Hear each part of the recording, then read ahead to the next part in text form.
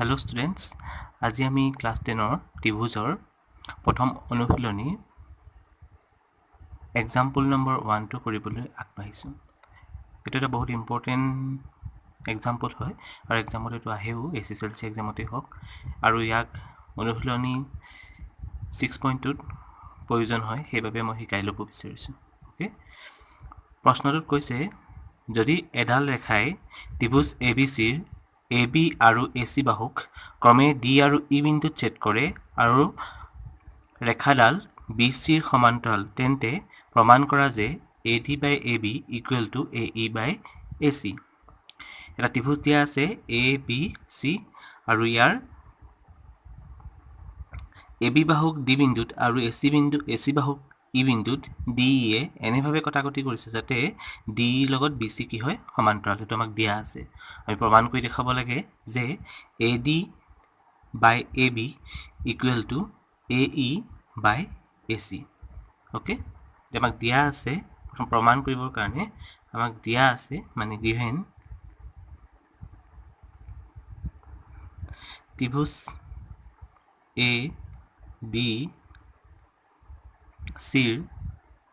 ত্ৰিভুজ ABC DE সমান্তৰাল কি বুলি কৈছে BC, DE সমান্তৰাল BC। ওকে, প্ৰমাণ কৰিব লাগে যে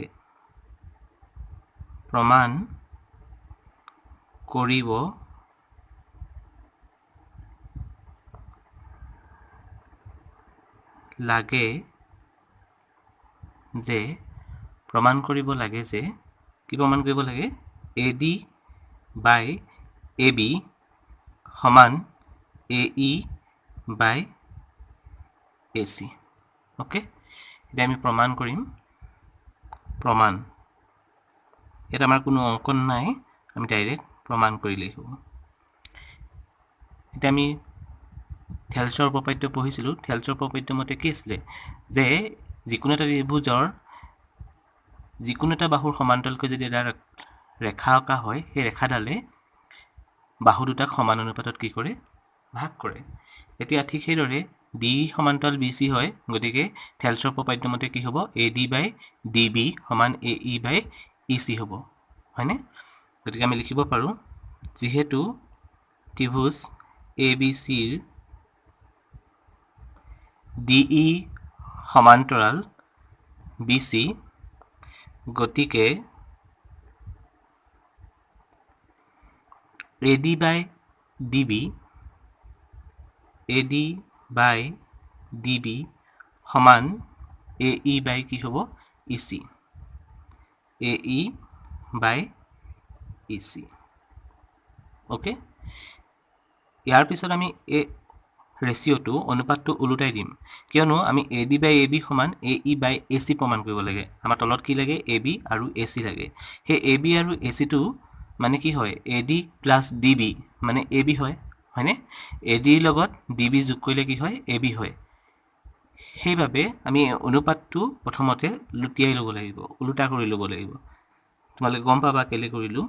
এতিয়া প্ৰথমতে উলটাই লওঁ DB by AD সমান EC by AE। ওকে, এতিয়া দুই পক্ষৰ লগত আমি x যোগ কৰিম। DB by AD যোগ 1 সমান EC by AE যোগ 1। দুই পক্ষৰ লগত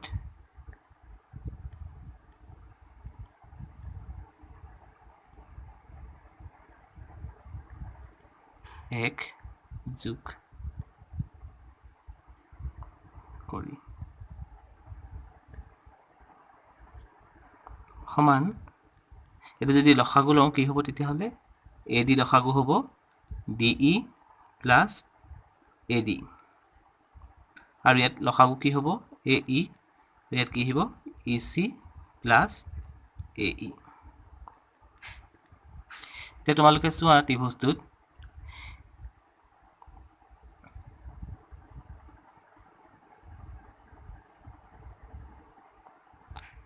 সৰি এইটো B আছিলে,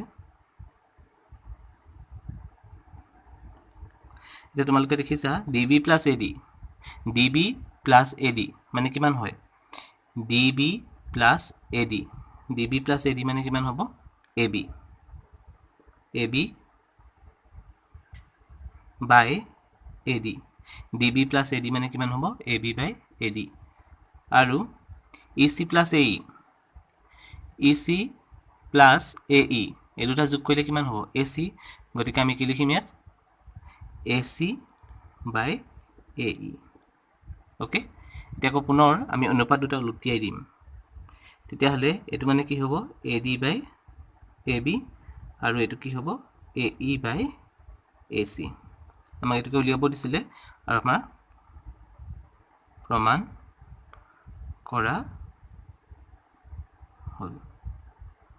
আমাক এইটোকে উলিয়াব দিছিলে, কেনেকৈ উলিয়ালো বুজি পালা? আমাক যেতিয়া A D by A B equal to A by A C উলিয়াব দিছিলে, আমি পালোঁ A D by A B equal to A E by A C. Okay,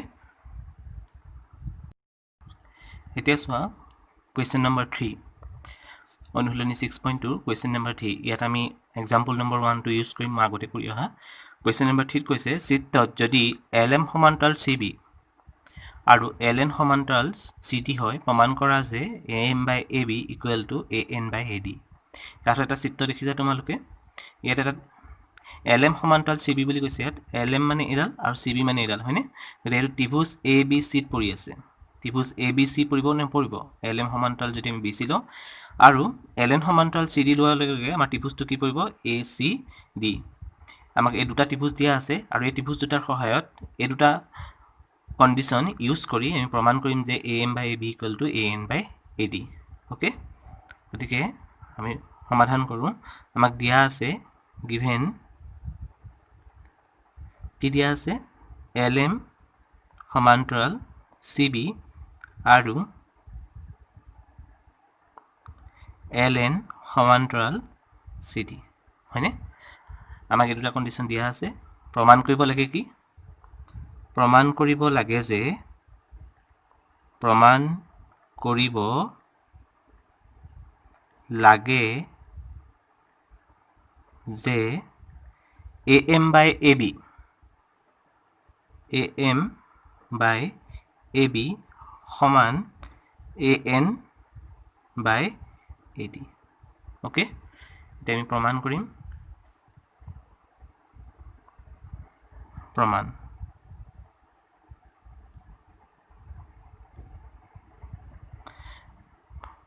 এতিয়া চোৱা এল এম সমান্তৰাল চি বি কোনটো ত্ৰিভুজৰ হয়, ত্ৰিভুজ এ বি চিৰ। গতিকে আমি লিখিম ত্ৰিভুজ এ বি চিৰ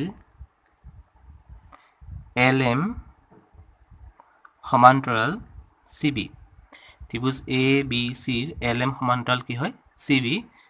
এতেকে কি লিখিব পাৰোঁ, এক্সাম্পল নম্বৰ 1ৰ পৰা আমি ইউজ কৰি কেনেকৈ লিখিব পাৰিম, এ এম বাই এ বি লিখিব পাৰিমনে, এ এম বাই এ বি সমান এ এল বাই কি লিখিব পাৰিম, এ চি। চ' ইয়াত লিখিম এ এম বাই এ বি সমান এ এল বাই কি লিখিম, এ চি। এইটো আমাৰ কণ্ডিশ্যন নম্বৰ 1। অ'কে, এইটো আমি 1 নম্বৰ বুলি লৈ ল'লোঁ, এ এম বাই এ বি সমান এ এল বাই এ চি। এইটো কেনেকৈ ল'লোঁ বুজি পালা? নেক্সট ত্ৰিভুজ আমি এ চি ডি ইউজ কৰোঁ। ত্ৰিভুজ কিহৰ পৰা, ত্ৰিভুজ এ চি ডিৰ পৰা, ত্ৰিভুজ এ চি ডিৰ কি হয়, এল এন সমান্তৰাল চি ডি, এল এন সমান্তৰাল চি ডি। ত্ৰিভুজ এ চি ডিৰ এল এন সমান্তৰাল চি ডি, গতিকে এক্সাম্পল 1টো আমি ইউজ কৰি কি ক'ব পাৰোঁ, এ এল বাই এ চি। এতেকে এ এল বাই এ চি সমান কি লিখিব পাৰোঁ, A N by A D, A N by A D. এইটো আমাৰ কণ্ডিশ্যন নম্বৰ 2 হ'ল। এতেকে 1 আৰু 2ৰ পৰা, চোৱাচোন 1 আৰু 2ৰ পৰা আমি কি লিখিব পাৰোঁ, ইয়াত এ এম বাই এ বি মানে এ এল বাই এ চি পালোঁ, আকৌ ইয়াত এ এল বাই এ চি মানে কি পালোঁ, এ এন বাই এ ডি। এই দুইটা মিলি গ'ল, আল্টিমেটলি কি হ'ব, এ এম বাই এ বি সমান A N by A D, A L by A C সমান A N, AM by AB সমান AM by AB সমান কি হ'ব AN by AD হল এটা প্ৰমাণ কৰিব দিছিলে তো হৈ গ'ল প্ৰুফড এতিয়া আহো কোৱেশ্চন নম্বৰ 4 লৈ কোৱেশ্চন নম্বৰ 4 ত কৈছে চিত্ৰত DE সমান্তৰাল AC আৰু DF সমান্তৰাল AE প্ৰমাণ কৰা যে BF by FE সমান BE by EC এই ছবিটো অলপ ক্ৰিটিকেল হয় তোমালোকে ভালদৰে চাব লাগিব ইয়াত এটা ত্ৰিভুজ লৈছে ত্ৰিভুজ ABC ওকে ABC এই ত্ৰিভুজটোৰ কাৰণে DE এৰ লগত AC সমান্তৰাল বুলি কৈ দিছে ওকে আৰু এটা ত্ৰিভুজ লৈছে ABE কি লৈছে ABE এই ত্ৰিভুজটোৰ কাৰণে DF ৰ লগত কি সমান্তৰাল হিচাপে লৈছে AE ওকে তাপা আমি ইয়াত ইউজ কৰিম থেলছৰ উপপাদ্য ইউজ কৰিম এবাৰ ওকে এতিয়া গতিকে দিয়া আছে গিভেন কি দিয়া আছে DE সমান্তৰাল AC আৰু ইয়াত কি দিয়া আছে আৰু DF সমান্তৰাল AE হল প্ৰমাণ কৰিব লাগে যে প্ৰমাণ কৰিব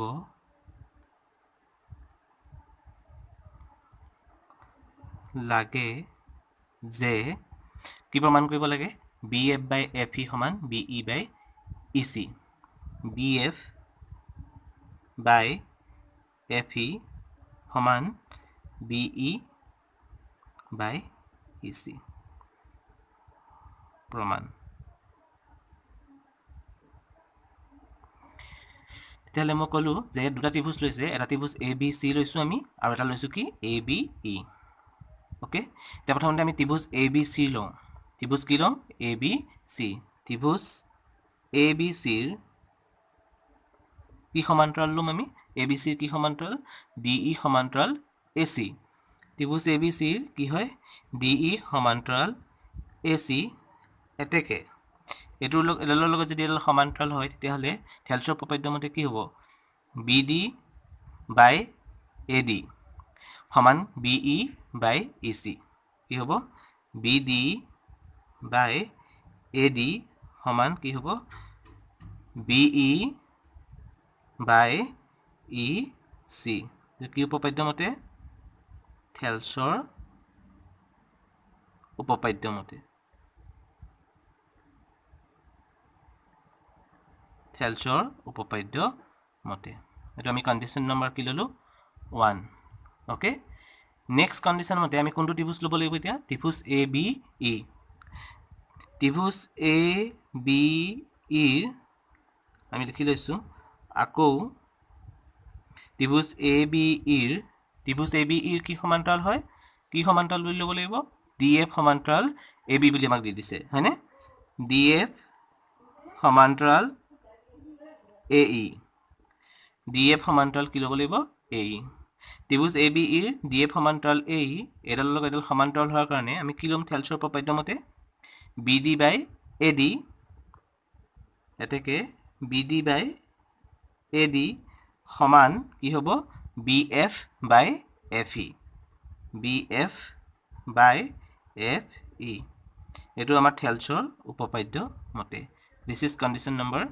2 ললো গতিকে 1 আৰু 2 পৰা আমি কি দেখিছো 1 আৰু 2 পৰা দেখিছানে BD by AD মানে BE by EC হয় আকৌ ইয়াতো BD by AD মানে কি হয় BF by FE গতিকে 1 আৰু 2 পৰা আমি কি লিখিব পাৰো এতেকে 1 আৰু